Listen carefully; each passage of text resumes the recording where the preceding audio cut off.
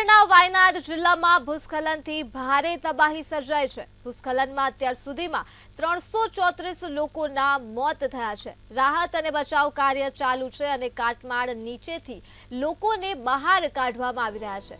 કેટલાક લોકો નસીબદાર રહ્યા છે કે તેમને બચાવ કર્મીઓ દ્વારા જીવતા બહાર કાઢવામાં આવ્યા છે।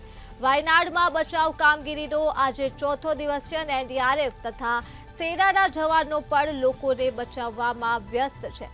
રેસ્ક્યુ ટીમ આધુનિક ટેકનિક અને સાધનો તથા સ્નીપર ડોગ્સની મદદથી જીવતા લોકોને શોધી રહી છે।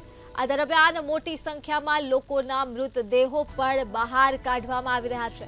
210 લોકોના મૃતદેહ બહાર કાઢવામાં આવી ચૂક્યા છે, જ્યારે 187 લોકોને સારવાર બાદ હોસ્પિટલમાંથી રજા આપવામાં આવી છે। જોકે ભૂસ્ખલન બાદ 300 જેટલા લોકો હજુ પણ લાપતા છે।